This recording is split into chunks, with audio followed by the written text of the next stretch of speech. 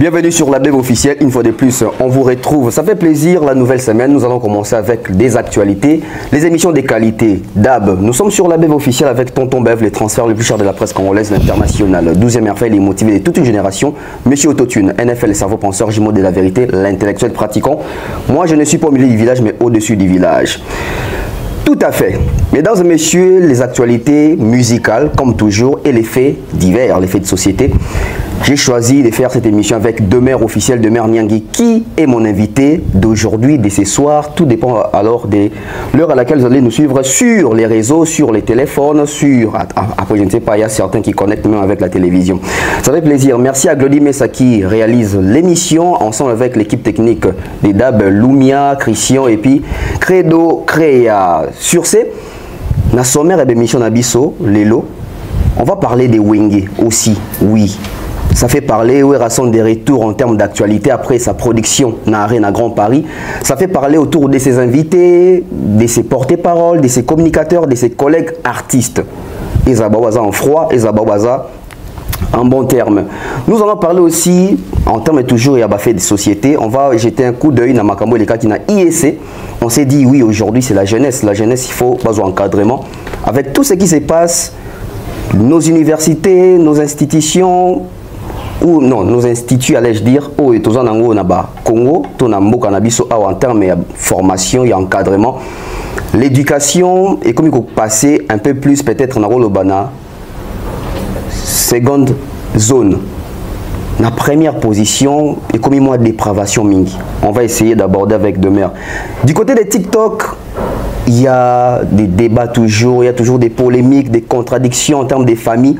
Tourobé Talisolo, il y a affaire famille Toumba avec Maria Toumba. Et aussi, on va aborder la situation autour. Il y a audio, il y a Alex Mboma, oui, sur qui là qui est Fouita, qui Lelo, répercussion nango. On va toucher point par point avec la dernière adresse de Kissinger par rapport à Kata Alex Mboma. Donc sur ce, sujet est tellement ébélé. Toromeka au fond la chant, la bandenge Moussousou, Odi les Manzaka, Ouerason, tout ça. Soyez vraiment confortables. Alors, je vais demander à l'équipe de la production de nous introduire la toute première page publicitaire et puis on revient sur ces plateaux pour développer avec mon invité du jour, Demer Niangui, la coach. De nos jours, l'hygiène intime est une priorité. Voilà pourquoi Maliane vous propose des produits d'hygiène intime à base des plantes naturelles testés et approuvés dans les plus grands laboratoires dans le monde. Maliane vous propose des thés de fertilité pour hommes et pour femmes, de thé pour bain à vapeur after accouchement pour soulager les maux de dos, gel intime pour hommes et pour femmes, produits pour les règles douloureuses, fibrome, endométriose, polykystie, myome, resserrement du muscle du vagin, trompe bouchée et j'en passe. Vous avez également des produits qui vous aident dans tout autre type de soucis gynécologiques que vous pouvez avoir. Ceinture abdominale, vous avez les protège-slip, les bandes hygiéniques et tous ces produits sont disponibles sur notre site www.maliane.com. Passez vos commandes à travers notre numéro affiché directement à partir de notre site et vous serez livré partout dans le monde. Maliane pour une hygiène intime parfaite.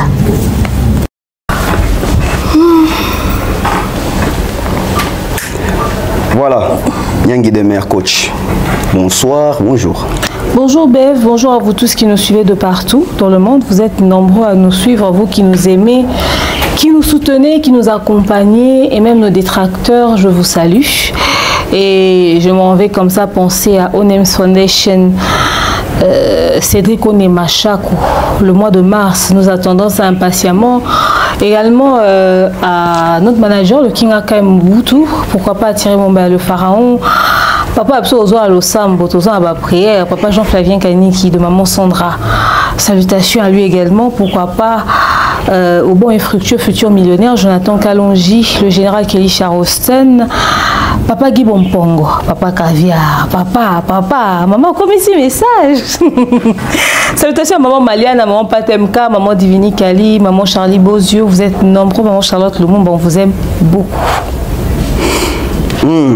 Demer Niangui, ma bangologie. Toujours. Bon week-end. Le week-end s'est très bien passé. par la grâce de Dieu dans l'ensemble, on est plus fauché qu'avant. Je dis, bana décembre, il est l'autre à l'Ampiaka. Ok. Na remonté en la station Zambata la Bakanabiso parce que toko kufa on a kufi pour n'Ampiaka, pas suicide et et également Bateau Bazo Kozela, l'émission où j'avais dit que j'allais me prononcer à cœur ouvert, que j'allais m'exprimer. Effectivement, après ma publication sur ma communauté et sur ma page, j'avais vu les noms des personnes au suggéra qui va yambanga. À l'occurrence, Sarah Tola est revenue. D'accord, c'est noté. Mais une émission de demeure et de Sarah Tola à cœur ouvert, rassurez-vous que ça sera une explosion. Alors on va faire mieux. Et l'émission sera tournée incessamment. Ça sera posté au mois de mars. Je ne vous dis pas le jour, ça sera tourné, mais ça doit être posté en mars. Monsieur, je m'exprime. Ok, exprime. Tu as un problème avec le mois de mars? Je suis né en mars. Je rappelle que je suis né le 15 mars. Donc, c'est quoi le problème? Mois de mars. Alors, je ne dis pas quand, je suis en train de réfléchir entre le 20 quelque ou le 3 ou le 4. Enfin bref, je suis mitigée. Choisissez une date qui vous arrangera le mieux. Ah, où tu vas choisir? Oui. Ok. L'émission sera là. Donc je vais m'exprimer, je vais vraiment me prononcer. Mais ça ne sera pas une personne qui sera à la présentation. Comme vous le savez, principalement, il y aura Bev. Mais la seconde personne, pour décider en haut, ensemble, je voulais tourner ça, mais oui, d'ab, tout dépendra. Manager habite aux îles en mars. Donc voilà. En fait, je ne comprends pas. C'est quoi le problème avec le mois de mars? Je suis né en mars. Bon, ça est 23. Demain, on y a Kinshasa. On va parler de Kinshasa, on va parler d'éducation, on va parler bateau batanga mingi, ba universitaire, bateau bakindara ba institut, bateau bakindara classe, bateau bakindara collège. Ça va faire plus de 8 ans maintenant que na ba établissement où ici kani ba tangisaka, ba étudiants, bana, ba élèves. On voit des vidéos à répétition, sur les vidéos à sextapter, ils allaient peut-être dénuder moutou, poignarder moi dans mon corps, tout ça, ça veut dire que milliers oyo, d'oiseaux qui n'est qu'on a fréquenté en termes d'études, ils ont bon on a milliers mon corps, il y a danger sur tous les plans d'ailleurs. Biso bika la tante là, ça veut dire que na ba école, ils allaient ok biso kebo olia kindoki. Mais aujourd'hui, là, ça veut dire que, et comme il va passer, il y a abus sexuels, il y a sextème de nature. On a tous vu la vidéo avec l'IEC, ce qui s'est passé dans le auditoire pendant qu'il y avait cours. On a assisté à une scène obscène où il s'allie que les parents, bazala, très mal à l'aise face à la séquence on a tout net et l'élo et l'obisi toile. Tellement l'obisi toile en tant que éducateur des masses aussi, parents qui est tué. Étudiants to balé qui n'habite soana, tout le monde même université et tout le monde fait bango. Mais qu'est-ce qui occasionne pratique ya bon en plein jour, en plein cours, en plein auditoire? Alors, je suis indignée par rapport à cette situation. Effectivement, on était au bureau et la vidéo nous est tombée dessus. J'étais en train de tourner sur le plateau et je me rappelle encore que j'étais en train de regarder la vidéo pendant que j'étais en train de tourner. Je suis choquée de constater que des dépravations, ils vont atteindre de plus en plus ma proportion mon sous-sous. À l'époque où babanda ko bombela biso bolumbu ezaki ke so moni ata poster moko ya moi c'est atikale sona bikini c'est-à-dire que nous a somo époque où tozaki na ba CD ya ba film pour adultes tout le monde a bavure à modèle OT. Mais à l'époque où tout le monde peut facilement accéder sur les sites de ces vidéos-là, mais ça commence à ressembler à ça, c'est du gros n'importe quoi. C'est du gros n'importe quoi. Au fait, moi, je suis choquée. Je suis choquée pas seulement parce que ces jeunes l'ont fait dans une salle de classe. Je suis choquée de savoir que dans la tête d'une personne en plein cours se passe l'envie de se faire sucer, quoi. Frère, mais t'es con. Mais t'es un pervers. Et lui et la fille, mais c'est pas possible, quoi. C'est pas possible à un moment donné. Expliquez-nous, parce que j'ai l'impression que Bino boit spécial pour les rabisso. c'est-à-dire ça, il y a un climatiseur, mais vous avez quand même cette pensée-là. À quel moment on est en plein cours, on pense à ça? Ça veut dire qu'il y avait une conversation qui n'avait rien à voir avec la matière qui était donnée. Oh, vous avez bêta wana. Ou soit vous avez ta image, nous sommes pakala. C'est-à-dire, moi, si même l'honneur, la fierté de la femme, il y a un garçon, il faut $20 à foutre à ta chambre. C'est-à-dire, il peut servir de couverture. Mais c'est quelle connerie ça? Après, c'est pas comme si c'était nouveau. Même nous, quand on grandissait, nous savions tous que dans les écoles se passait pas mal de choses. Ouais. Entre autres, relations entre élèves et professeurs. Ça s'est passé dans les écoles. Il y a des professeurs qui ont engrossé des filles dans l'école. Bano batanga na ba lycée, ba ni ba subi ça. Bano batanga na ba internat, na ba collège, ba subi ça. Donc eza nouveauté au fait. Cette fois-ci c'est seulement filmé. Okay. Mais quand même ba bavure ya touro et komikoleka. Est-ce que le ministère de l'enseignement ils ont prêté attention, ils ont un regard sur l'institution, dans l'école. Parce que quand on a des enfants des humanités, ceux qui à l'école, en bleu blanc, ça va partout. Aller à l'université, toi, c'est-à-dire garçon, on a la santé, on a évité, on va pour ça, on va un modèle. Est-ce que à chaque fois qu'il y a un scandale sexuel, le ministère de la jeunesse et jettera œil, tout regard na bango, na mambo ils ont les dans l'école.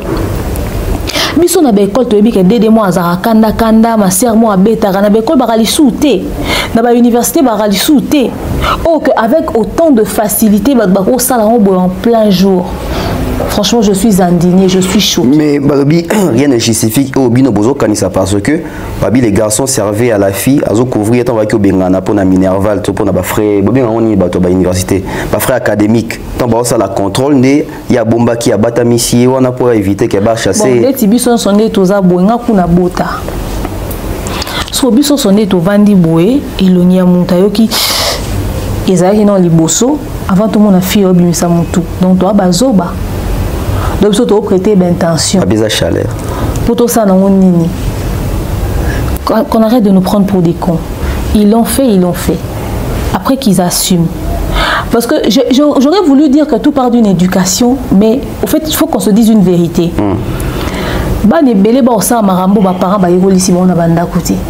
Biso tout aux ans à l'école, biso tout aux ans à l'université, biso tout au nini fréquentation milieu extérieur et la influence sur biso.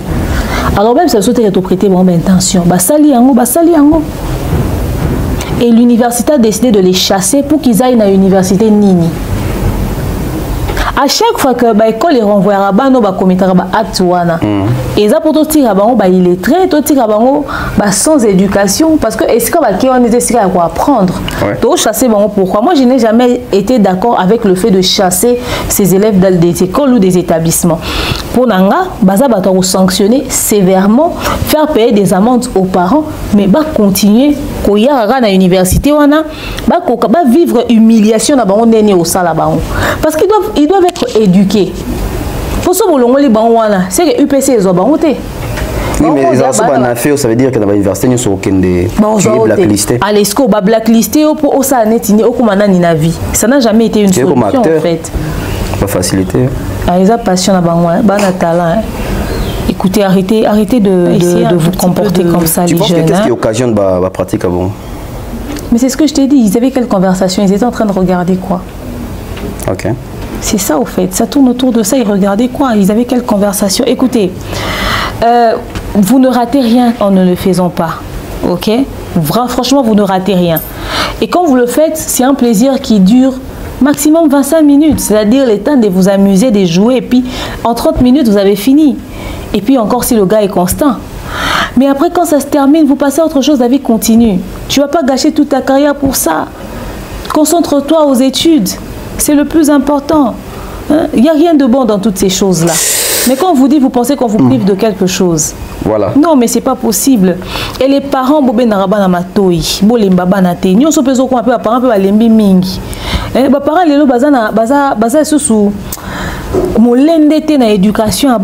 et c'est triste. C'est vraiment triste, au fait.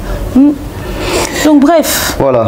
On va clore avec ces sujets, donc peut-être avec d'autres analyses. On va encore revenir là-dessus parce que l'éducation sur les enfants est très importante. Demeure Niangui, qu'est-ce qui se passe au niveau de TikTok, la famille Toumba qui se déchire devant plusieurs personnes? Pardon, Kotoyo, accusation, Bakabwani, Bapanzani, fake news. Qu'est-ce qui se passe autour de cette famille? Déjà, il y a eu plusieurs émissions où il salami na internet, na toile, na YouTube, bazo lobela, bazo critiquer, bazo émettre avis nae. C'est quoi le vrai problème? Comment tu recommandes la phase oyo ezala na maman na bana bakoti en contradiction au point où il crée même clan na batim maman bazali batim bana pe bazali? C'est quoi l'histoire? Ah, to beta li solo ya université bana ba osakana pendant que professeur a fait sa cours. Mais côté kuna to beta li solo ya famille moko est raté par la responsabilité na bango. L'éducation. Au moni, chaque famille africaine est confrontée à la réalité.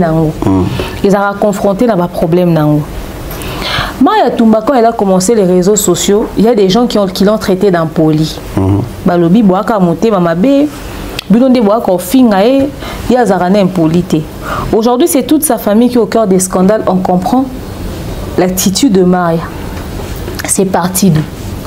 Cette histoire est partie d'une histoire de conflit familial. Ceux qui m'ont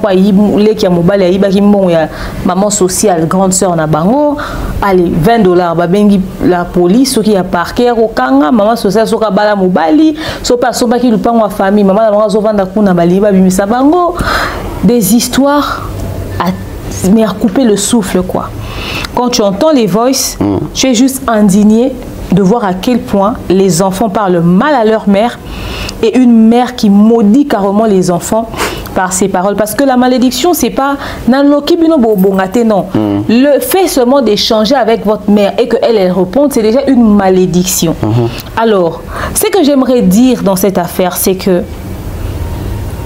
si le départ est mauvais, ça donnera ça comme résultat. Les parents, ne déposez pas vos responsabilités. Bon, mais mayango tina souka. Nandimite que nandako parents zaki na rigueur. Parents zako pesé de son poids. Pour biso to yebi ba parents africains kalezaki papa c'est raté. Bino mo na papa non c'est kalibanda. To so bokina ba fête à famille. Bana mususu ne bazo sanoka que papa tonton nanyo est gentil. Mais bino mo boyebi gentillesse sa papa abinoté. Parce que botika lo moni sika c'est raté. Et puis, ils ont dit que maman a dit ok, papa a dit c'est-à-dire aux panique qui a au saranate. Mais aujourd'hui, nous avons l'impression que c'est un tout petit peu n'importe quoi entre les parents et les enfants. Parce que les lots, moi, nanda zolié sandaku, moi, nazo mimelo a olé nandaku, moi, nanda zo kipendaku. Aujourd'hui, les voices qui sortent, la maman de Maya Toumba qui raconte comment est-ce qu'elle a traversé des moments difficiles, également avec son mari, et plus loin même que Abandara même kosa la boboulou na ina katsanda walibala na mobali na et bana ba yebi ba vie à maman na bango, maman bango comme na vie à Milangwa. Je te dis quand j'entends l'histoire de cette famille, et la réalité, les ma famille est belle. Seulement, il y a bango, et ça sur les réseaux sociaux. Ça fait mal de voir ces choses. Mais ce que moi, je dirais en tant que mère, en tant que parent, c'est que c'est des choses que nous devons éviter. Tout l'embi sa vie de prière, tout l'embi sa paix sans sa responsabilité en tant que parenté. Tout continuer qu'on a la responsable. Biso na kalata on to okola, oko li atana bazoka te olobi ba kabela ke na muninga. Ba parents ba continuer ko garder la valeur wana. Moi nazo kota na mutuka na ndako ya chambre et salon et moi azola na salon na lupango ba parents, je ne sais pas comment ça se passe. OK, bana loba comme foutre la banda ku ya minene koleka même vie au ba parents na yemo ba pesa e abala te lokuta ozombongo ba osa musala nini. Et quand au commun à niveau à rouler un bon à moi na oyo yebe si que outi te sans poser des questions et sans au commun pempia ko bengi pe moi na dépanner yo, ça aussi c'est encore autre chose. Aujourd'hui bana bazo bima na banda ku ba OK ko foutre là sans ko senga autorisation à ba parents. Et ça te kaza na université a OK nene ko foutre la pemé na université te. A komi ko foutre la pas comme au vanda libanda. Na kalezaka soni comme na moi c'est à foutre la randa. Lelo ezara li sous sonité. Aujourd'hui c'est devenu normal et bana basi ba foutre la banda kwa minene ko lekanda kwa libala. Siko mobali o ya obala yo, so kaza na moyen opesa o même vie de luxe te. A hauteur on a conditionné. Tout ça c'est des bêtises. la maman a lâché l'affaire, les enfants qui connaissent les faiblesses de leur mère et la maman qui n'a pas su maintenir le respect à beau maman et ça donne ça comme résultat. Le problème, ce n'est pas d'avoir un conflit de famille. Les conflits de famille, ça existe. Le problème se situe au niveau de régler les problèmes sur les réseaux sociaux. Confier aux gens des réseaux sociaux des voices. Chaque famille a des problèmes. Hein? Oui. Et comme on appelle ça, maman n'a pas sur Pékanda. Bisogno so maman so apesa so kanda jomo ba papa so apesa so kanda jomo but et après na ba famille ba soanaka mais éthique la entre biso tout réglango en famille. L'enfant est censé respecter les parents. La Bible dit que les enfants obéissent aux parents, mais c'est cette même Bible là qui dit parents n'héritez pas vos enfants. Même la Bible demande aux parents de ne pas hériter les enfants. C'est biblique. Parce que moi, na cause à la blessée dans son fort intérieur, réaction moi, na cause à catastrophique. Or, dans la Bible, on dit, je pense que c'était Élie, il était ivre. Noé, pardon, il était ivre sans le vouloir. Banabaya qui peut pas dire papa, mais le fait qu'à mona qui bolumba. Et je bon malédiction. Si comme moi, on a soigné na part. Liba beni azui. Et malobo maman obimsana monoko. Et vous apporter malheur. Surtout que vous soyez en public. Surtout que vous soyez en public. C'est de pire en pire. Au fait, on a plusieurs fois dans l'émission. On a raconté bateau ba ko yebisa biso. Bino bozo bebisa éducation bana bato. Boza ba modèle té, bana na biso bazo beba likona. Non, tu es responsable de l'éducation de ton enfant chez toi à la maison. Aujourd'hui, tous ceux qui ont pris Maria Toumbaye, Maman Sociale et les autres pour modèle, quand ils voient la vérité, il y a famille na ba on ni baza ba problème ni ba ko régler. C'est-à-dire bateau ba va vendre na kiti ba lobino likambate yo bien influenceur après sur conseil aux autres qui ko appliquer na vie na yo. Tala ba gens ba problème baza na ba privé na ba. Ba gens ba problème baza na ba vie na ba. Tu vois, aujourd'hui moi je peux pas conseiller un enfant à aller s'asseoir sur les réseaux sociaux et prendre pour modèle une influenceuse. Non. OK. Même les gens qui font dans les coachings etc de vie. Ce qu'il y a à prendre, tu prends. Mais la plupart ne sont pas exactement ce qu'ils prêchent. Tu ne vas pas baser ta vie sur les expériences d'une autre personne qui raconte des trucs sur les réseaux sociaux. Base Zaradia Nandaku. Base Zaranandaku. Oh, maman Malien Nando Betanga, sa fille na ebisi abi modèle nae sous inspiration na Rihanna. Soyez moi tali abi. Ah, songa na zawa. Nga maman na ona se battra. Nga source d'inspiration te. Yo Rihanna ne nyova na été.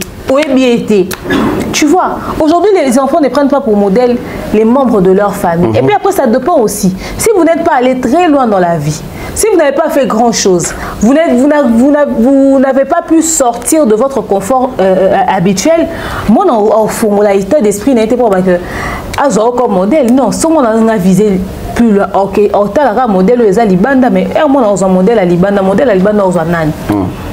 Voyez, l'histoire de Maria Toumba doit servir de leçon à beaucoup de jeunes, à beaucoup de parents. Nous ne sommes pas forcément ce qu'on vous montre sur Internet. Contentez-vous de prendre le plus important. Mais seulement à cette famille, je conseillerais, puisque je ferai un live dessus, à cette famille, je conseillerais d'aller régler les problèmes en privé. Au moins, les problèmes au niveau beaucoup minant. Et comme il y a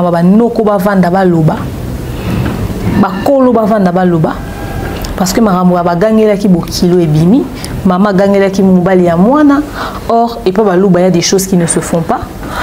Et puis, et comme maman bimi si malouba ya mabe pour na bana le roi papa za na conflit na maman. Ba comme on papa va tirer en avant, papa la qui a dû partir à bana. Au fait l'affaire devient de plus en plus grave. Il faut pas vendre d'abord sur leur famille et surtout ba loga mosé na nza mémoire aider bango. Parce qu'il y a aussi la prière qui peut vous aider depuis que Satan a baby selo motema ya bana na obayina. OK. Ba travailler penza bana na po bayina yo.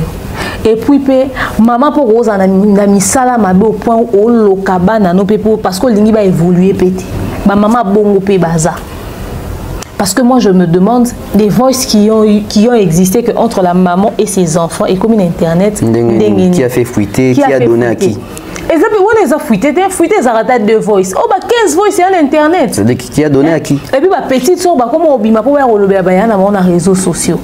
Et puis, aux hommes, on a que Neti grande sœur à Bamar Yazo comme appelle dans commentaire maman Yandoki. Déjà publiquement, quand tu dis ça à ta mère, ma chérie.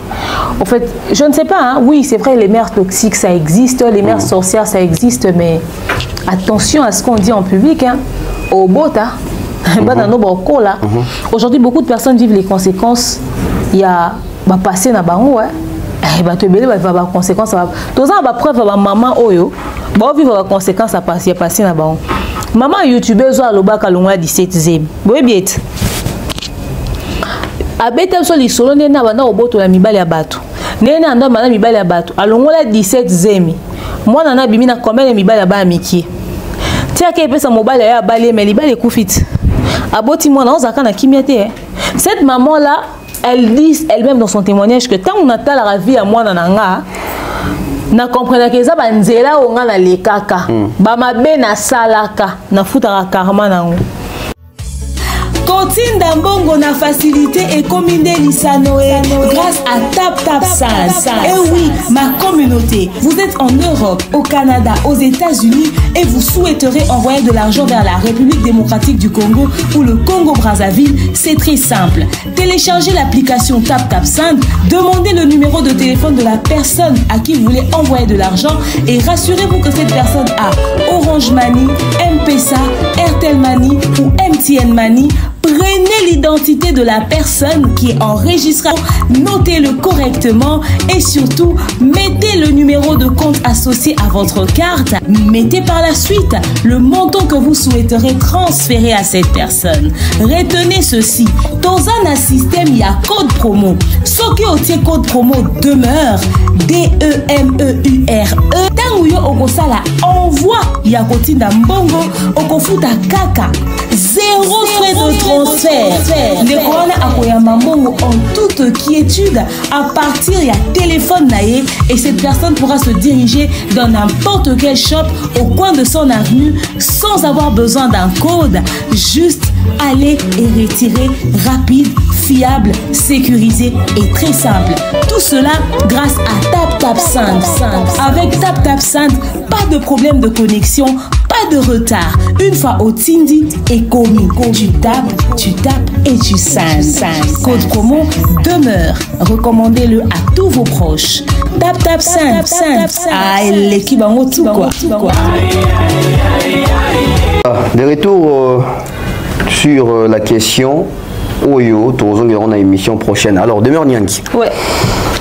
Toujours autour, il y a un scandale, toujours autour, il y a combo, il y a des artistes et musiciens. Tout compte, qu'on a rubrique la musique, vu que tout qui va faire de société. On avance avec ce que j'ai vu ce matin, dans la toile. Je pense que la Tindela qui est en groupe. Tout le monde y a un parce qu'il y a tout. La publication sur Bunafilé. Autour, il y a un visa. L'isola visa Oyo, et bandé obétama depuis jour Fali, appelé Sarah visa publiquement, on a répété en Romeo Golf. Oyo, bisous aux Arabes pour nos images. Et ça continue, là, les artistes est belé au point où comique, oh, ce cas visa, main noire, etc., etc. Et sur dossier à visa, bah, tu veux dire visa, on a pour nos il faut des fois, il y a des fois, etc. Sur la publication des Bunafilé que je vais essayer de lire ici, si tu me permets, il est signifié ici que DAB et plutôt Bunafilé dans la publication. Un artiste et musicien du pays vient de me bloquer les visas juste parce que j'ai refusé de coucher avec lui. Et Tomoni apparemment il y a démenti Moko na par ya Bunafilé par rapport à l'information. Alors, tu penses que c'est une information vraie? Tu penses que démenti nae ezali parce que moni tam sur mima ba répercussion ou ko nuire na carrière nae ou ezaka dans un système il y a communauté là ba mauvaise foi parce que même sur la photo publication ils font allusion à Fali Ipupa. Effectivement, j'ai vu ça. Quand j'ai vu la publication, j'ai vérifié sur son statut WhatsApp na mon yango. Bon. Écoutez, c'est vrai qu'à la base, Bunafilé n'est pas quelqu'un de problématique, on est d'accord, ok? Et moi-même, je suis contre ce genre de publication. Bah, fake news à modèle, ça n'arrange pas la musique, au fait. C'est quoi ce délire? Ils sont soutenus aux abos de temps à combat 5 musiciens congolais au Marana mi baliawa, bah, nous sommes mais niveau pour l'atisser en Fali n'a pas raté.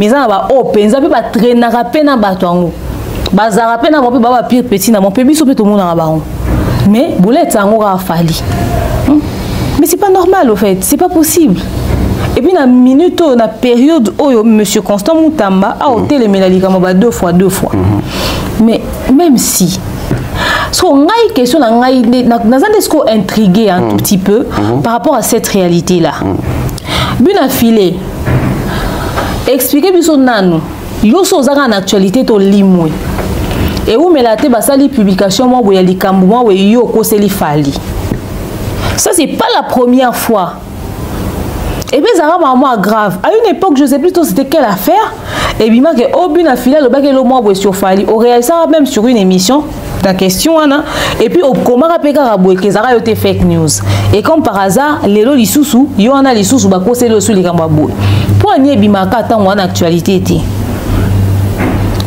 et ça ressurgit seulement comme ça. Et pourquoi c'est seulement toi? Bah tout coup tu vas clasher à fallait à longueur de journée bah quoi c'est la bombe à emboter. Non tout le monde va commis que des pliques à lobby à boy so qui comment ça le kuta té et à bune affilée. Il faut faire attention à ça. En fait, soit il y a quelqu'un qui te joue des tours. Soit il y a un calcul moins à visibilité, ça manasima. Parce que nous sommes dans ce milieu, tu es bien milieu, comment ça fonctionne. Nous sommes soit en actualité, tu as créé le moment où ils ont c'est la miniature. Et ça, c'est des accusations très graves. Si c'est fait en ton nom, poster ça aussi simplement sur ton statut WhatsApp, c'est insignifiant. Ok. Et il faudrait vraiment dénoncer ça d'une autre manière, au fait. Parce que là c'est trop. Ok, c'est trop. C'est vrai qu'on n'est pas forcément responsable des absurdités qui se racontent sur nous.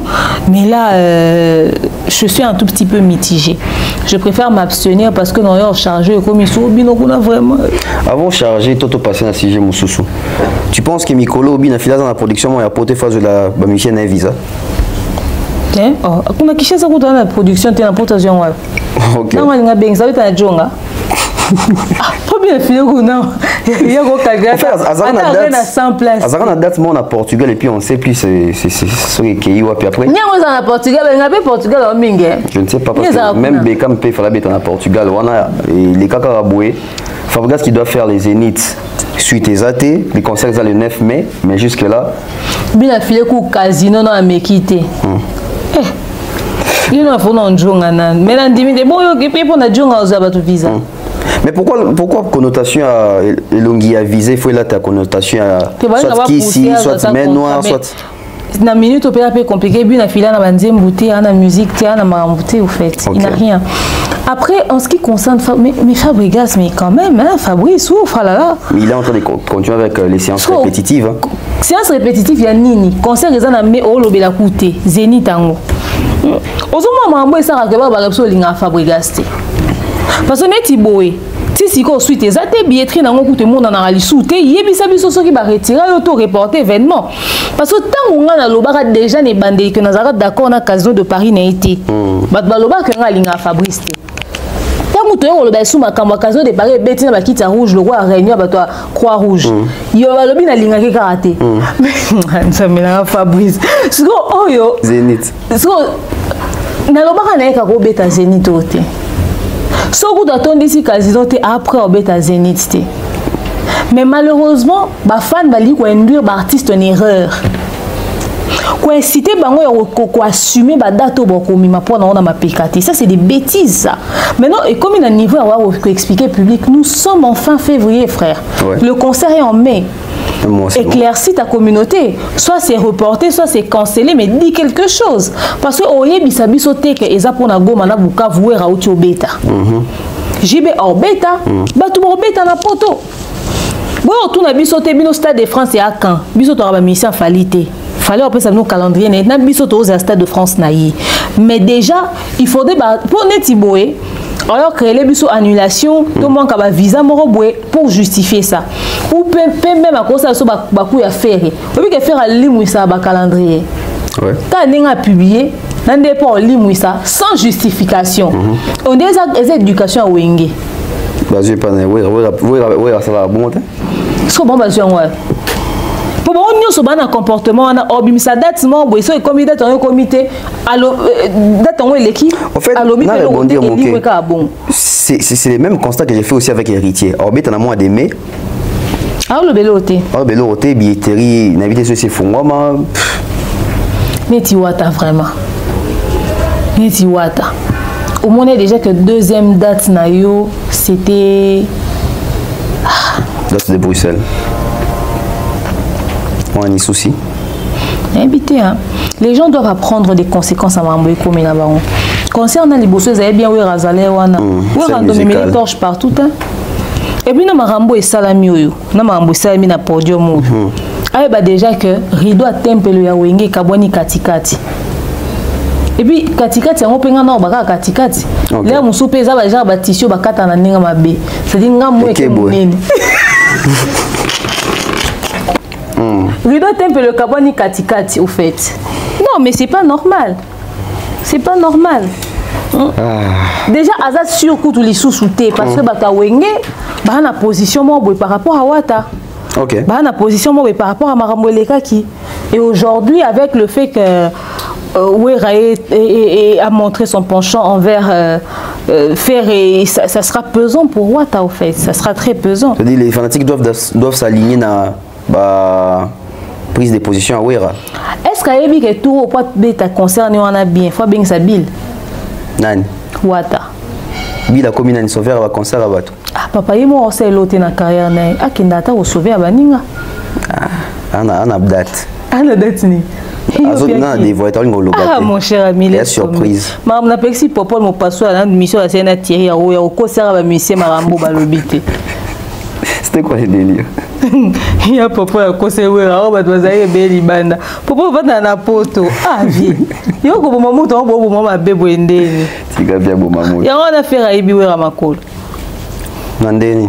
Yo monter concert ba golo ba zui o ba onde ba otondi c'est la wera. Yo moni ba ta wera ba contredire ba golo. Via si agafaki. To sali. Baninga ba yoka. To simbi tout. Ah papa tika mon cher. Ah mon cher. Singa famille benda naka. Ekata nakate. Ya ba ma ekata. Ozo ma wa voice sur internet. Voilà. Toujours dans la famille Wenge, on vient de bien affiler, on a ramassé un peu héritier, Fargas, tout le monde. Où est son? Où dit les manzaka pour voir ça une vidéo? Où est on dit qu'on réprimandé na katia vidéo on a comme quoi à ligne polémique té on dit là ça va concentrer dans makamba Wenge où est Razam Mutua Kimia ambassadeur de la paix et puis na souka conseil on dit là ici où est papa je t'aime où est Rabbi merci. Que penses-tu de cette vidéo là? Voilà, je savais que mon papa sera doré. Il y aura de la forêt, mon papa. Salut, papa. Salut, mais on dit non, salut, papa. Tika, on peut pas pour lui. On a vu sur les 15, on dit. Le même quand on dit que maison mère. Moi, on a Mike. À soin pour se voir. À soin, c'est ça, c'est ça, on dit les s'il te plaît. Dans la maison mère. La Kamna. J'espère que tu peux dire. Papa. Papa, je t'aime. Merci. Et après c'est Wenge, cette vidéo. Oui, que oui, Razam Mutua Malam, il y a un problème dans Batute. Papa. Et le gars, il a ça mambo, le béouta Mutua matin. Ah, yo comme Mutua Mamet. Mon cher ami. Yo ndimeli wer. Ah, nga ndimi nanga. Ah papa, boni, encore afin na wer de tout ça. T'es qui fonte? Oh, via le vérité. Nga moni vidéo na sincère, t'es nga ndimi en. C'est on nga wer ça ni. Au fait, le truc c'est quoi? Il n'avait pas besoin de faire une vidéo pour qu'on comprenne qu'il n'est pas d'accord. Comment on n'est pas d'accord? Si ne dit rien, Bolbati ne dit rien. Après, ça va causer des dégâts, mon cher. À Sali, il y a cumul, il y a des dégâts. À Koti, Marambo, Batou. Banda francophonie, à Sali, cumul, il y a des dégâts. Il ne faut pas présenter, pas pexer les longs dans mes missions. Oui. À ça, moi qui vois, il s'est créé scandale, Alex Mbom et que Zongi Bakati. C'est tout. Ça dit, ma conséquence, c'est salami. Na minito. Mais je demande au Pexodi, il y a un analyste et l'on a d'actualité. Il y a un analyste qui parle encore du concert de Ouera. Ok. Et puis, ça des gens au sala. Et c'est ici, Moussa et Cécile. Cette vidéo-là, c'est le genre de vidéo où fait égaux la salle voice offert la Sarah après stade des martyrs. Ah ouais. Ouais, t'as pas fini biso, bon réagir té, bon le bélo té, to ligne n'a pas problème té, mais après on qu'est-ce qu'on a vu? Qu'est-ce qu'on a vu après ça? Tout le monde n'a pas répercussion zonga na onka bat ko loba na bon kaka. OK pété quand est au body la zonga so yo loba. Oh papa pexenga na yokaki, mais papa, ba jeune wana, ba li ko tika té, ngana ko kité na rozonga, ba obima na bon kaka. De toute façon, il n'avait pas besoin de faire ça à la caméra. Quand un leader n'a pas besoin de quelque chose, déjà d'abord il faut déjà bateau à l'obéra ba belo yo lingati. Il faut ça déjà interdit ligne de conduite, il faut ça la que biso soto bimi to to ba na soto tout la bateau bordure té. Ambassade zonga 3 fois té jour ambassade déconné fallait sanctionner direct parce qu'il était surpris. Pour nous dit la a sali a récidivé des milliers de fois a sali au sala après ba opexer na caméra. Et ouais random mon atteint. À l'occasion, il y a ça la vidéo naïe jourwana. C'est vrai hein. Sur la occasion sa vidéo n'était dans un pexité. Na message est raté hein. Pourtant son message est raté, on faut ça on a mis sur bateau. Il y a problème de ndimi. Tous est-ce que total a soki ba yo ki la yi ou pas. OK. Et le problème est à l'obit to yo quitte. To comment est-ce que ça puisse faire effet. Parce que bah papa je t'aime wana ba légèreté wana et l'obit sur le rotin. Mais ça on a besoin tout le monde que olinga papa ngo oyo kamambo ya lobi ozongela ti. En fait, tu penses que ouais Peki si kaka ba sortie médiatique quand ils ont créé ba problème ou ouais a fait aussi allusion par rapport à cette polémique aujourd'hui qu'on constate entre Fally et Werason. Mais kasi muta créé ngo yet. Tu vois il y a un problème dans Fally alors. Ah. Est-ce que vous avez un problème dans Fally lelo? Azarouat. Azarouat ya nini? De la forêt. Marambo isama na mukili eza na zamba ta? Zamba. Papa. Est-ce que vous avez un conflit dans Fally lelo? Oui, et puis oui, on a un conflit dans Fally, on a un conflit dans Fally. Maman libanga neza ba individu ba se plaindre na ndinga réalité wera na Fally ba ko elani parce que ba no ba musicien génération monté wera ça l'époque na Fally azo ça l'époque na ezata ne sika monté ba ko ela likambo ba likunya na ba wera marambo facilement parce que bazara ba to bazara ça polémique en musique dans la même période mais ba ninga te wera za de loin vieux ya Fally pe ya ba année combien en termes de carrière, papa et pas Fally parce que bon bah na bakata ba quartier là ta ba wera bazé papa ils ont des papa voisins. Papa leki. Ba ozara na conflit. Wera ko sala ngo lelo te parce qu'ils ont dit a mi kiti ça pour ça on a mwana. OK. Alors ils ont dit pena zo mi kiti ça pour ça conflit na mwana. Ça sera inutile. Le beza batunde ba créer ngo. Wera lo ko ça conflit na Fally c'est impossible. A ko mi kiti ça te ça conflit na mwana non. Il le fera pas. Moi, les gens ont souhait, il y a battu. Des battu balingé qui est bongo, mais c'est pas possible. La démarche de Sankara, il y a une émission pour sauver la peau, sa peau d'ailleurs, la peau de Wera, la peau de Fally Poupa. Comme quoi, par toi, les casos de les prochaines prestations de Wera sont en Europe, Fally aux a parmi d'inviter. Tu penses qu'il fait ça pour un moto bien réellement? Ils ont solo na Wera ebissé qui en tout cas Sankara prochaine prestation na biso Toroza na Fally, Toroza na Ferré, Toroza na invité bateau. Arena moko to beta poto beta de arena. Arena moko na dévoiler ka bolimbisanga secret. Arena moko invité à Wera Fally Poupa. Oh. Deuxième concert ya Werason invité à Wera Fally Poupa. Et là Fally Poupa na dévoiler binongo siko. Oh. Troisième concert arena. Invité na e pour droit de arena. Moko ko invité Fally, moko ko invité Ferré. Oh. Siko boye bisanga siko boye bagité. Kofi. Comment on a Fally na podium à Wera, ça sera un plaisir mais de ouf pour nous dans la musique. Comment on a Moana qui va assister papa. Comment on a Leki qui va assister vieux. Comment on a mélange de couleurs dans la musique. Ça nous fera énormément plaisir. En tout cas en termes de musique, ça nous fera énormément plaisir. Mais malheureusement, Fally au sangoté. Ouais, il y a un problème na Wera. Ah, un problème na Wera té. Et ça va jeter ni. C'est-à-dire les kounia na podium, il y a Ferré, il fallait qu'il y ait un podium à Wera. C'est quoi ça? Ascenseur? Ah, t'es ascenseur et nini. C'était normal les kounia se retrouvaient pas Ferré. Habite à tourner dans quartier latin. Fally peut bien qu'il y ait un test. À Kenara test, c'est bon. Que chacun fasse sa vie. Et c'est pas beaucoup, il faut qu'on ait un podium.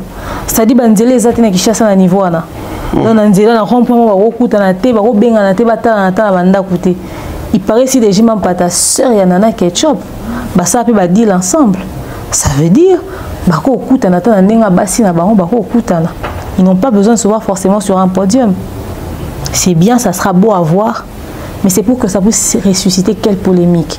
Je pense que la démarche de Sankara, c'est dans le sens de prôner la paix.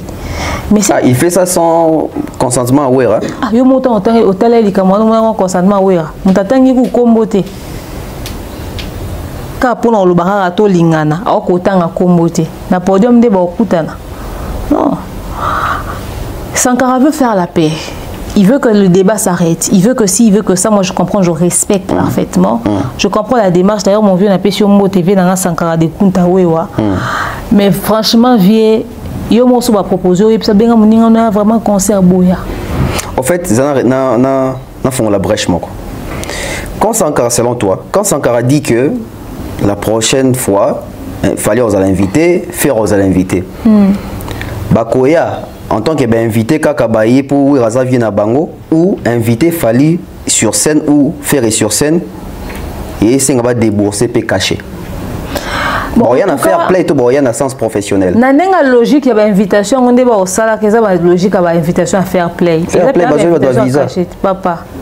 Bazo de visa kasi mbongo za sima pris visa. Adjani balojaki. Non, la sûr n'est sûr que we ramta logique. Adjani balojaki. Papa. Visa à l'air. Et puis yo papa tokenda rapport. Logement ani net na poto wana. Visa logement. Ah mon cher ami. Et puis il y a besoin que logement est ma bébé. Pardon, tout ça na fali. C'est tout qui est logiquement. So Algérie so mon musique bon. On a ça là les bandes scolaires les alettes. Ah. Non mais problème sous bali les verts et bêtier. Donc il va pas ça pas logement na chaudière. Mais moi bimi bon na podium. Oui rana kanda. Adjani oyemba li soutien. Eh. Après on s'est bien aller retour. Na regretté un comportement Adjani. Il fait ça ni. Il était présent. A joué vol, a voyagé, a commis. Oui, si jour à concert, il s'est présenté. On a blessé vie. Vie au abi, où est toi Adjani? Adjani. Est-ce qu'il y a besoin de vous blesser? On a blessé Penza. Parce que ma ambassade les a ratés.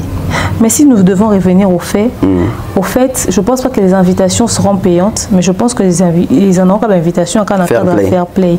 Mais fair play, il a fallu des 12. Au moins, où est Rabeti 12 dans vidéo, il y a un deal. Il y a 12. Il y a 12. Ok. Moi, quand il y a 12 na caméra négative. Au moins, quand il y a 12 na concert, il y a 12 watts, il y a 12 à tangi fier. Ndépé à 12 temps au bing safari. Bon, tangi nan. Problème c'est que basali ba 12 tellement belé que toi ben sous distinguer les vrais du fauté. Pour na biso, il y aura 12. Nyo c'est comme 12. Ah. Biso to vivre na bango bongo. Ti muko bango ando ba te tout peneza solo. So ba bon te to ando kena bon kabo.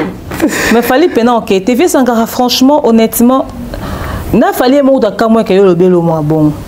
Mais merci quand même parce que dans un sens ça a créé paix pour nous le backer. Ouais, un vieux, fallait un master, problème est cause à la thé. Mais idée on a pensa, pardon. Les voices, les audios continuent toujours.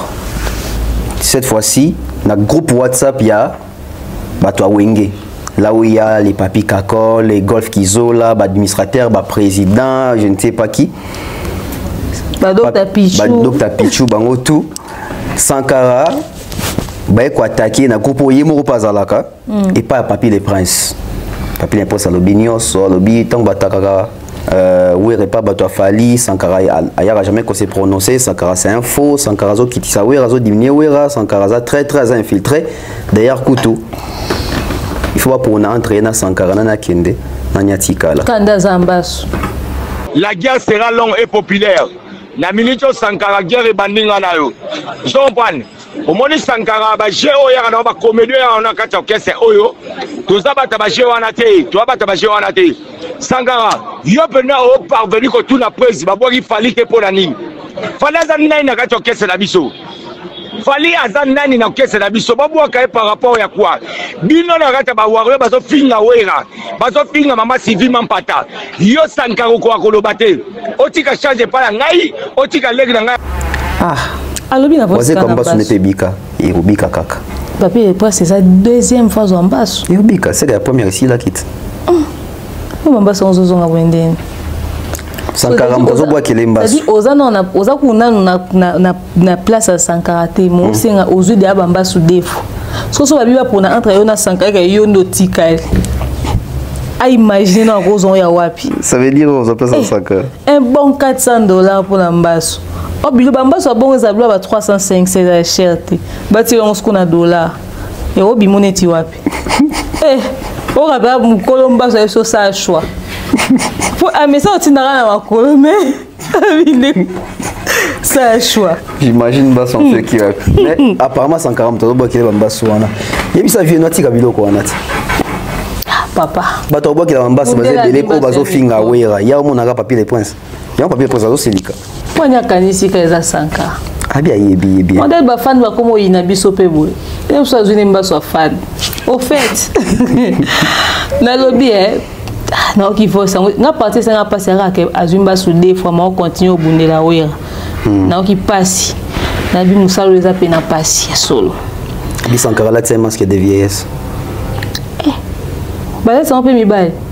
Bah c'est trop masque de vieillesse pour ne ti wera mon akete. Mon akete. Ça n'a pas si aussi. Écoute, j'ai entendu ces voices, j'ai beaucoup rigolé. J'ai beaucoup rigolé parce que, vous savez, la musique, elle évolue avec le temps. Mais papi, les princes, ils ont une méthode archaïque. Oyo, ils ont un câlin, à l'époque, Blanchard Moussaka, tout ça là. Ils ont apporté une nouveauté, ils ont rajeunir ou raté. Mais via nous nous vêtirons en kilote. C'est rajeunissement accompagné. Rajeunissement. Est-ce que bon peut rajeunir dans nos communications? Communication est trop archaïque.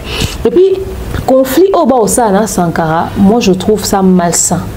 Pourquoi? Parce qu'après Sankara fait son époque. Aujourd'hui c'est les papis, les princes, c'est Léodi, les Manzaka. Ils n'ont pas besoin de se déchirer de cette manière-là. Wenge maison mère et comme aux en actualité, l'union fait la force. Bon, si on a baou et la neti nini, bah na bon na ba concert et belleté. Neti après un grand arène na bon va na baon. Tandis ba danseuse na bon ba ko tombo ata lokolo na podium te ba danseuse kilo ne ba lia fufu chaque tongo. Quatre danseuses ba kimi. Ah papa, dans le niveau. Ba comprendre que l'eau exact. Concert et bêta mais OK, ça on bo soigner la bon na ba contenu te, bon na ba date te, bon na ba concert te, bon na makambu te, bon na ba activité te, mais bozo ba ke na ba mbasu. Ata yo moko. Et puis bon soin au point bon na mabe. Bon na ba belle famille, bon na basi, bon na bana lobi na vie bana no ba ko la il faut ba sungana. Ça sert à quoi? Wera fait son époque, Wera fait son temps. Avec ou sans concert, Wera va continuer d'exister parce que moi si na ça va business, Wera ça va faire attendre si banane va aider la vie. Pour réfléchir à autre chose. Moi je trouve que ce conflit est inutile. Babylone on se mission tout ça parce que Sankara a tangi Fali et tout. Mais Sankara au fait Babi Sankara tout le bien non les comme Sankara ya raté tant bataka bato Fali bataka. Et on des bazo reprocher. Babi sogi c'est le lobby a yelise le mais sogi bato Fali va lobby a zoyate. Mais bato Fali neti nini o balobela Wera. Et balobela Wera pourquoi? Pourquoi mentir comme ça sur les gens? Ce que dit les Manzaka Banda Robimate Kokota Mahambawera, je donne un exemple. Toujours qu'en francophonie, les vidéos sont là. Odi Manzaka débarque pour venir parler de Vivendi. Premièrement, il est allé Wera. Il est allé Bango. Dans la francophonie, on peut bétaki. Si quand on a mamla bino bobeti, il y a un bandi au chargé Fali. Fallait la régénération à Wera te. Wera za papa. Fallait za moi dans la musique par rapport à la génération on est bazala. Mais au moins, on a un communicateur, je comprends encore un communicateur, il y a vieux quadra. Même si on au charge à Fali. Azaki na orchestre na bango, akenda na 45%, bas ba potana na mo 55 na mo batiga na ngo 45% fallait akenda na ozara matière grise. Ça il a passé à la raté, aboma ngo quelque part et bota ba toile d'araignée, moi rando aniza. Wana 45% fallait akenda na. Mais ce qu'on y est. Ayara wenge busa asara test besoin été. Pourquoi? Pourquoi? À l'état où on dit on est simple communicatrice. Tant qu'on va charger, on répondre Wera. Ok. Wera, c'est un vieux tonton qui est assis dans son coin, qui ne dérange personne. Un musicien inoffensif. À l'état, on va recharger, bien au silica. Bon, pour que ça bateau va déclencher un problème. Odi la koti combien des histoires. Odi avant d'avoir ça analyse à concert à Fali. Il y a quoi ça la Fali analyse. Nous va mon ami na wenge. Album a were beta a nenga zana yemo odi le bata 5 titres traités. Ako we bata rumba moko ya album wana were misa mobimba te. Rumba on petit kalo beta ta na concert te. Ya siko basali. Mais avant d'avoir ça Fali analyse. Oh non, ba misa Fali ba téléma le roi choral. Siko bangeli ngelo balaite ba Jamaïque na podium ezeni. Balmain. Ah papa Balmain bongo. On est chinte. On est de 5e qualité. Ah. Et bon on est zebi ba on a nzoto. Ah. Yo bon bilo ba danser za ba teke zebi. Ah. Bilamba moins cher bongo. Ata yo. Zo yokate. Et mais bon on est ba créer ba problème. Ay siko tango ba to fali ba wa recharger wera. Yazoba o ba on ko ba zo ka ba côté en profondeur ba banda ko tala ba détail ya concert mais biso peut constater que vieux concert ya ba nyo so ba ele ma mbata 2 minutes te. Te ayembaki. Ayembini. So yo gaite. Ah, nabi ata 2 minutes te. So yes, c'est combien de secondes? Na ya to ya. Combien de secondes? Combien de secondes? Papa on les instrumentalités m'ta beti merci na kakol. Oh, kakol pe m'ta beti bere bere. Mo to sali musale ezaka kakol na sima kuna. Batu bayembi baka 3 personnes. Nani? Jamaïque, Bill Clinton, Nawata. Ah, ukata Johnny Bendeni. Eh papa, yo uzo insisté na Johnny, on uzo voter futi yo. Futa ngandeni. Mtu ayembi. Eh, ndase pansèche bon. Patuzia. Ndase pansèche lo wa seleo. Patuzia na. Ouais. Eh, pardon, yo kutondia ya ki concert, on te po niveau to tangete na bémission tout patuzia na zate. Attends na miniature inexistant. Yo le bela qui est? Nani? Yo le bela pas tout ça, non? Non, le bela concert au Bimbaté. Non, mais concert pas ça pas tout ça n'est là. Eh ma ouais, ça dit ouais, on a 2 invités au bas servir. C'est déjà bien. Ah au moins. Mais en tout cas une chose est sûre que bazo vivre ba conséquence à ba problème ba le là, ba odi le manzara ba créer qui. OK. Tant ba ya au charger wera. Alors, ce que Bolingi, donc, Odi a créé un problème. Par exemple, Odi a critiqué le clip à Fali. À Silici, il Fali va charger Wera. Bon, puis, il va Wera bête à concert, il va charger. À l'esco Sankara Bimi, à Oswana, n'a pas de dégâts, Odi l'a créé, soit disant pour malgré qu'il fallait un camarade, mais Wera papa. Alors, il y a Sankara la sabon pena ka mukolo. Maman Sankara bébé, muninga na bango. Sankara za 50 likolote. Siko. Muninga na bango, ton Sankara bande ko porter ba poids ba conflit wana et c'est si là. Aujourd'hui on va nous compter na ba querelle na ba tout bêtement te. Ala la muke ando créer ba conflit na ba tout parce que bino bon c'est comparé avec bozo qu'on se comporte avec immaturité. Non. Bon te wera et puis c'est comme si bon ça on exprès que wera face un problème na Fali. Mais d'où il y a on a vu que la vidéo a ligne problème te zo benga odu. Il va tangat. Atanga nini? Combo. Na kata vidéo na. Et bon ça tanga ezngesa. Ai bise net nini? Tiko ataki Fali. Oui. Na vidéo. Oh. Et bon cette vidéo pourquoi ça tanga combo te? A ligne pas problème ta. Ah papa, à ça la vidéo. Ti émission bien nati le coller pas tanga combo te. Nati ne mtaboya ke tanga. Te nati te, est-ce que les journalistes ne fera tanga? Pour ni à couper court na débat na tanga combo. C'est vrai ba ki si nati abi aider ngai aboni. Ah il fait pas aider. Ba comment attendre que on a ba aider te ka mo ko qui habite en qui na public ba aider ndatangi faire. Si na plateau faut ba aider. Ba aider déjà petit concert ba Bill Clinton ba binisi ba tout ba aider ba Jamaïque ba binisi ba ba aider ba wata ba binisi ba to sali koute le côté. Hein? Ba aider na concert mobimba ba aider tina combo. Entrer on a Bill mtasala kiango. Papa akoti kakat. Tanga beli kakol Bill mtaloba. Où rabini? Hein? Où rabini? Où va se déplacer quand on a podium ayawa akekuna. Concert. Ah où rabini malonga? Jean papa pas de danse. Ah papa vient chorégraphie. Na kala kutu vient bien dans loquette hôtel là bien dans loquette. Où va celle qui leader, celle qui boss, celle qui grand prêtre, c'est tout. OK. Bon ba no aider vieti wa. C'est bon. Ba concert no so petit na poto pezoye. Tout va bien ça nan. Bill. Pour bazo. Wata.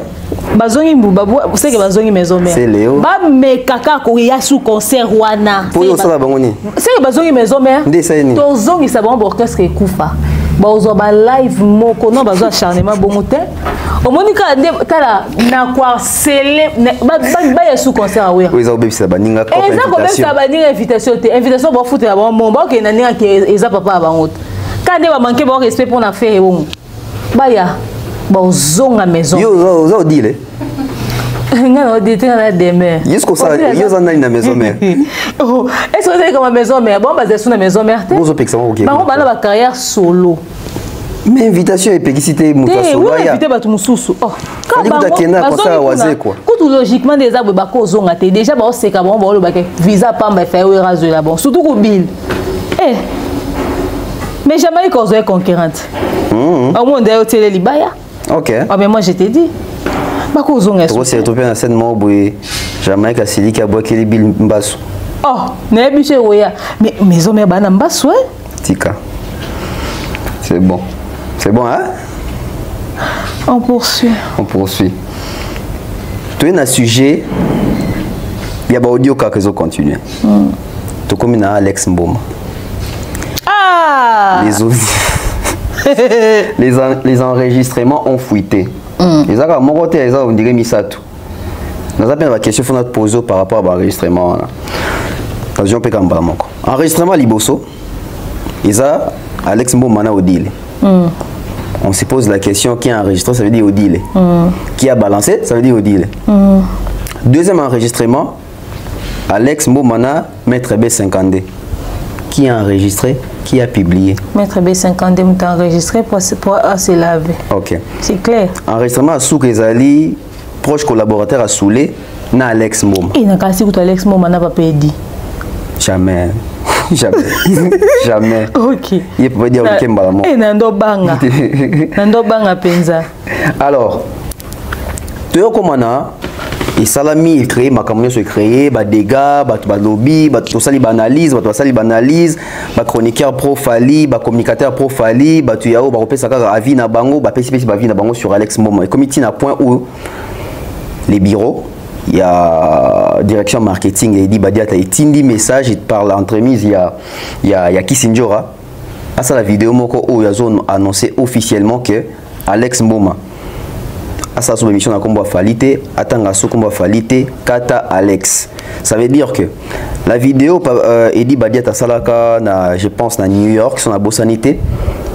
Alors la même chose. Moteur qui est créé makambu naye na combo ya fali poupa, alors kata waya répétition. Ati kotanga combo fali, ceux qui sont entêtés, va porter plainte, va poursuivre. Tu penses quoi de cette démarche? Alors déjà, je reviens sur la sortie médiatique d'Alex Mboma. J'ai entendu ses explications bancales, des explications fades. Fade ndeni va monter, ça les montages va triquer. Donc j'estime que ces explications sont fades. Explique-toi. Je trouve que c'est des explications faites à la va-vite, non préparées, sans argumentaire solide et qui ne le défend pas du tout. Ok.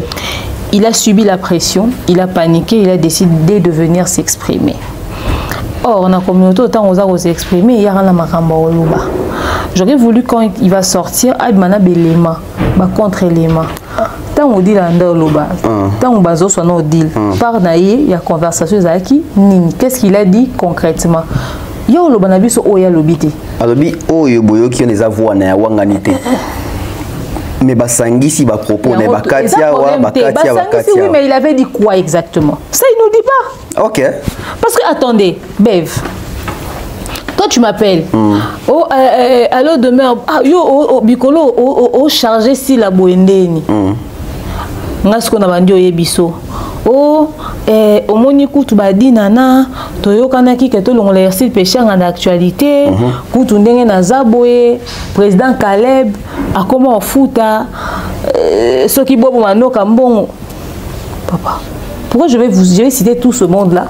Si je peux juste dire oh mais donc ça ba analyse non peut sa point de vue na c'est tout actualité c'est la musique. OK.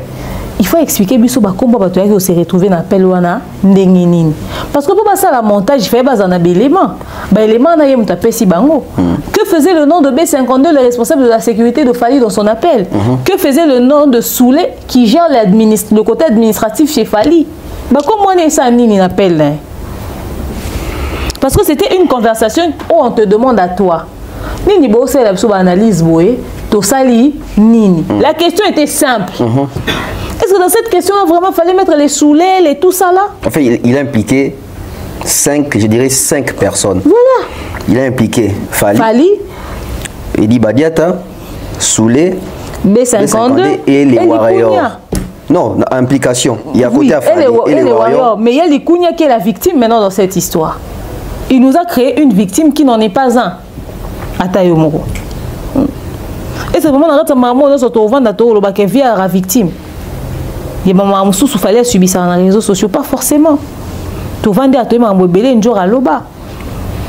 Tout le monde a dit Dieu a roulé à maman sous son tako lobate. Mais balobara que Fali na entourage nae batu nae balingue la ravier boule. Moi te bimi pas Alex Mboma ça confirme alors. Sikoyo ngai elo epesa ngande pasi yangwana. Alex Mboma a ke kosala ke ba confirmer hypothèse elo mo eza purement fruit ya mambo ya créé. OK. OK. Moutouni a fallu roling vraiment vieux boule. C'est-à-dire qu'il fallait avoir 45% moins qu'il y a un bomba on a coffre vraiment bébota la toile d'araignée à qui par un route. Via vendre à mi tout na moi on a quartier la tête au sa marmoussous na carrière ni au sa marmoussous bon oh yanga kenda nango ezara wa pia pesa. Allez yo ke golo ba ke muto bon alukara étouffé vieux ba étouffé muto ndeni so kenda de na 45 000. Vous ngabo étouffé concert à hippodrome actualité. Bon concert hippodrome et au déranger actualité nani 80 000 places. Et au déranger actualité nani 80 000 places en Libanda, ah ben non, on tourne sa stade. Assez à bêta, mais la force à ouira. Cette fois-ci, à Yemo. Banira tout bas zongeli, na ouenga zongelit. À bêta stade. Non, mais à un moment donné, les gens doivent arrêter. Il nous a mis, il a mis tout le monde dans des problèmes. Il nous a tous mis dans des problèmes. Parce que Bissonio Soto la sous vu de la bonne manière. Bon, quand c'est que, banalisme sous bat bossala, et ça rendait beau créer un mot. Botia baton conflit donc zo reza ba entente boyo kanara parce que comme quand on dit que biso to yo kanara na tel to charger tel pour na tel c'est-à-dire ngana âge nanga boye mama na bimi na ndaku nanga na ye na va na kiti parce que na yo kanina ba na charger mon tupo quand même pour na gagner ni pour na zonine. Ça c'est vraiment des situations. C'est pour ça que je dis que sa sortie médiatique elle est nulle, elle est naze. OK. Ça manquait de fond. Son état d'esprit ou à saler la émission na marambo eza en kati ya voice wana ça ne correspond pas. Yo oza en kati ya actualité na kati ya mama yo ya m'appelle Odile Manzaka enregistré te motiki enregistré yo loba marambo lobaki o na ko lobate na li okota ba détail te kota na ba détail c'est parce qu'on a besoin de détails. Ba détails c'est justifié là. Mais faut se justifier. Est-ce que bien vient na mon fleur ko porter Fali plainte? OK. Viens mon fleur ko porter Fali plainte. Je suis désolé. On a complot. Mais oui, ça c'est un complot à haut niveau. Sa carrière n'est étouffé. Mais ça c'est grave ça. C'est une implication très dangereuse. Et surtout il coïncide que à la conférence de presse, concert et béton concert à l'actualité. Atayo Moko. Ameke Odie mais la libanga ben dans la conférence de presse mais et pesé raté. Tu vois, c'est n'importe quoi. Tu penses que la décision à Kata Alex c'est assez bien, il fallait qu'il ait pu peut-être la poursuite morale judiciaire. D'abord, j'estime que Kata Alex est en retard. Il fallait à quand? Il fallait à Noki. Mais il est Noki? Quand je dis qu'il est en retard, ils sont en fonction de la période où il est en retard. Mais voix c'est bimi période. Et il est en retard en fonction, il y a cumul, il y a Mambébeli. Biso Vandato, Alex Mboma, Babengana qui est en répétition. Alex a eu Bakosi. Alex Mboma, il fallait passer visa Europe. Pendant qu'il fallait passer visa Europe, biso ton poto Alex n'a pas mis balai. Si je ne m'abuse, Alex Mboma qu'il fallait passer visa Europe, mais il y a que poto parce qu'il fallait trier on a Kinshasa ça a promotion stade des Martyrs. Alex Mboma yo mais sous cas hier qu'il fallait passer visa Canada. Alex Mboma n'a mis ça que il m'a sala 207. Ataba mais kala voit kata muta bongo bazaoze ani fait bazaka que asa ba dégâts makasi boye. Preuve tangible. Ah papa ba preuve tangible on a une spéculation to les kana be mission on ba visa na munoko na yemo za preuve tangible était. Il y a 207 wa voice ezate tout tiki. Mais ba visa. Il y a tant ba bengana qui na répétition, ça ba preuve tangible était faire mutata mo bolumbu. Donc ça dit net comme na niveau yo, franchement vient ko péter ba plan. Obi ka na ba concert quand on a Kinshasa, Israël Moutombo zélé. Bien qu'on vende de la bidon d'émission, et puis on vient au bateau pied raison. Bon, c'est une émission sauver à l'équipe. On a raison, Silika.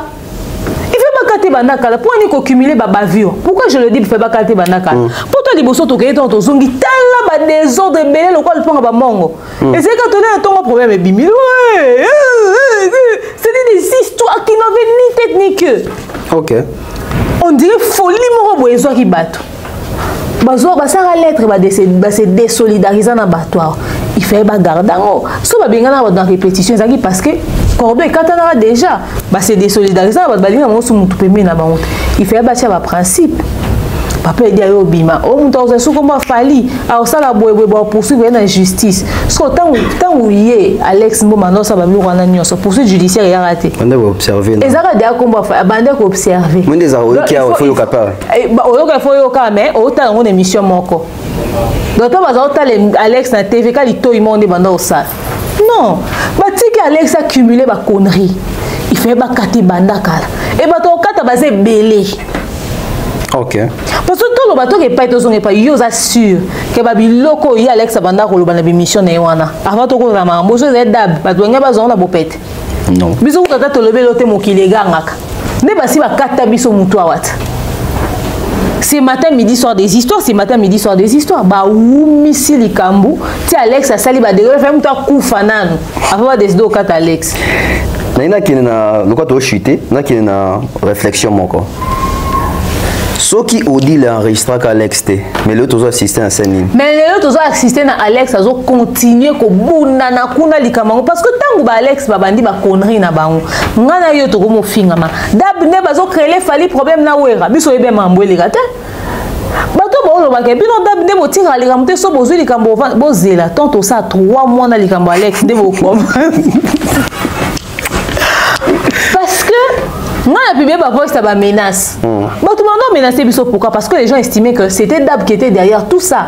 Et pire encore, il y a les profiles, les warriors et gens, parce qu'ils ont fait des vidéos et ils ont existé sur Internet. Mais on sait qu'à Dab, Dab n'est le qui va problème. Nous avons ils ont une négociation, il y a Alex Mboma, Odile Manzaka, il a fait son contrat sur la tête de Fali. Nous, on était dans quelque sorte, ceux qui ont menacé, c'est pour Alex Mtamanigasaki, Makambo. Mais puis, surtout, la victime est Alex. Mais surtout, la victime est Alex. C'est-à-dire, Alex, c'est une négociation à la con et c'est nous qu'on attaque au fait. Oh, mais non, etc., etc., nanana. Ceux qui m'ont ressaqué, ils continuent à subir. Alors aujourd'hui, moi, j'estime que c'est 4 ans en retard. 4 ans en retard, grâce à mon bazar accumulé, bêtise, directement. Te belé bazela ko douter ba cumuler quoi que ce soit. Et puis elle se pèse sous candidat pour Qatar Alex Mboma et par procuration. Pour ani fait un jour à Kandalouba.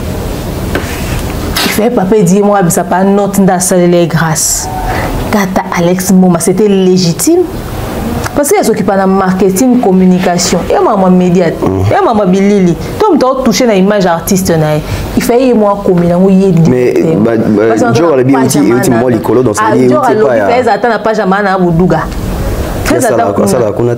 Ah ça la connaît pour MTZ papa dit mobile ne. Tourner tous en. Oui mais on n'associe pas les mariages et. Ah papa tika yo za arrêter essayer s'associer.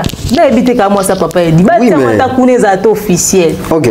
Ah parce que au fait ils ont épais en candidat que papa dit na maman ba tout ça s'impliquer to papa il gagner la sur la vidéo webi ne lo ba oui tonia utilisera o ma que papa dit na candidat ba li kukuma hein papa dit ça est très sérieux c'est que boy na ko ça Alex passe ngasi kama kasi peut-être donc c'est mieux et les canons ka par un jour oui. Et puis c'est mieux pour toi de gagner en silence bon parce que à chaque sortie ça crée toujours des problèmes, il y a toujours la miniature, c'est mieux à venir retirer. Ça rappelle ça moyen pas à monter mon coussin. Question c'est géré. Question souk. Mais au lobby le mois vérité, les moussou papier de c'est géré. Oui, on sait jamais. Question souk à Nyangi de mer. Mais en tout cas, quand Alex est en retard, c'est va dire. Et en retard, Lelo, Alex, Asengi, bah pardon, bah excuse. Tu penses que d'un côté, à bureau, il a fallu, bah chroniqueur pour Fali, na famille ou bah média, pardon Alex, qui a des graines. Est-ce que ça m'a mérité tout limbi ça y est Lelo? Alex, t'es bah fini pour naïe. Il y a sali. Il y a sali. Il y a sali quoi? C'est une question que tu m'as besoin qu'on a idole à tout dans la. Oh, on a idole poignée. Iyo za jana kanda boy. Na kanda Alex ou afinga liko de babi que esbalbando ba kezaki likola dab nzoka yem ta salé contrat. Bon après écoutez nous sommes dans un à reconnaître ma benaye. Ah papa. Nous sommes dans un métier sensible. Il faudrait qu'on se dise une vérité. C'est que Alex Mboma fait, c'est pas nouveau.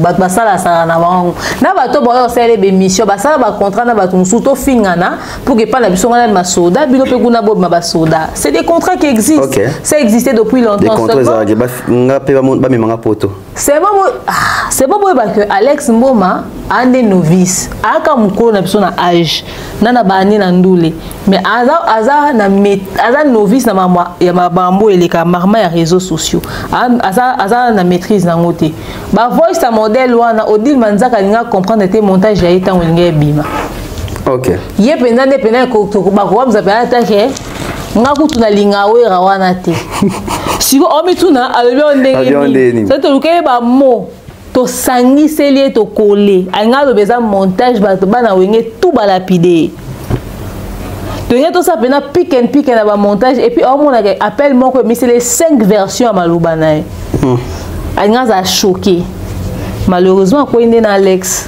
Okay. Malheureusement, Alex n'était pas prudent. Et puis, ça prouve aussi les intentions pour lesquelles ça est la émission. Bon, c'est une bonne intention noble. Tout le monde peut ça la analyse parce qu'on veut juste étaler la vérité. On veut aller sur des faits. Mais bon, peut-être ça la analyse pour un intérêt en particulier. Okay. C'est ça aussi le problème. Mais est-ce qu'on doit le pardonner? Je pense que oui. Mais seulement, il devrait se saisir de cette opportunité pour se restructurer. Mais comment est-ce qu'il va se restructurer? Parce que source à revenir à chaîne, c'est les noms des Fali pour pas. Mais pour lui, il défend Fali, mais on les défend de citer les noms des Fali, de parler à comment Fali. Mais il y a déjà. C'est lui-même qui a tué sa carrière. Parce que biso tant on va dans la kiti biso ça va falloir to le baramutu ni on so batbalobi to za mabe. Mais c'est à cause de ça. Pourquoi? Parce que la vie peut prendre des tournures que tu ignores. Okay. Sois juste bien avec tout le monde. Moi faire il peut me détester s'il veut. Mais il va jamais dire que demeure à sa rémission moi fingenga. A olobangota to wata to ninto na genre mais il est en tant qu'ingénieur de son abonné entreprise n'a pas un penchant Fali pourtant depuis tout ce temps à travailler Mianj Midemo quand même. Mianj Midemo c'est pas un petit album. Et c'est bon mon nene. Il me travaille au collaborant il y a album à minene bon mais même Bawera JB il a travaillé avec tu vois il s'est tué lui-même qui se servent de cette situation. Après quand il y a ce combat Fali c'est momentané ça va passer c'est à cause de la crise. Il a présenté des excuses mon qu'il est qui a mon coloison et la activité nae à dans sa émission sans citer Fali il peut émettre son avis sur un sujet d'actualité mais au servir de leçon seulement Bissonio se fait servir bisso de leçon. Il y a au que prochainement quand on vient gérer des choses sur les réseaux sociaux, tu as limite ni interrompre ça dans chaque chose, c'est tout. Mot de la fin de Mère Niang va se quitter pour ces numéros. Mot de la fin, c'est que on a regretté ma casse dans le comportement de Alex Mboma, qu'on impliqué Fali ça c'est vraiment au fait on peut rigoler hein, si on veut, mais qu'on impliqué Fali dans Mambaboué, c'est très grave. En fait, nous sommes dans une communauté quand même assez large. C'est vrai qu'à peur de m'abonner, mais dans d'autres communautés, il fallait aller devoir des explications aux gens. Parce que dans le bureau, il y a lobby, bureau est sali. Bon, on tombe à l'émission, bureau est lobby, on a vanda, on a lobaté. Bureau est bici, bici, tout ça, ça promotion à kin. Ben implique et puis il fallait, il y a un quartier en retard. Il a trop impliqué l'équipe de Fali et ben quand on va au balobaté. C'est arrivé en retard. Alors désormais, bah veillez sur Yango. Bah jeune on a tout balba, soi-disant très loyal, soi-disant très warrior, soi-disant leki ayaya. Bah jeune ana nyonso balera na média. Il faut pas endoyer ça bon temps bolo ba na bino, bolo la bureau, bolo la ba komo na biso. Même maman ba bureau, le quoi ba komo ka lengi sentiment vous a dédicacé Fali imposer bango que so ba responsable mambo bana na balobate bango tout ba ka to dédicacé bino. OK. So botika ba analyse la musique c'est tout. Makamana sola na bureau ko tu viens na nani et si là. Comme ça ton maman et si la total so qui ba réelles intentions à bango ya rani. C'est ça au fait. D'accord, demain on y a Bambo, Nito des merci ma dédicace. Une introduction. Je salue tout le monde. Je réitère mes dédicaces. Ok, elle réitère ses dédicaces. Merci à M. Jean-Flavien Kaniki, Maman Sandra Aguito, Maman Malia, notre sponsor majeur, Maman Charlie Bozio de la Fondation UESD. Merci à Glody Messa, merci à Christian Lumia, merci à Credo Créa. On se retrouve dans pas longtemps. Cette fois-ci, demain on va recevoir Tonton Bev, Makamolo Bézé Bélé. J'ai une révélation sur la relation entre Batoba Wenge. Attendez ça dans la prochaine émission. Au revoir, bye bye.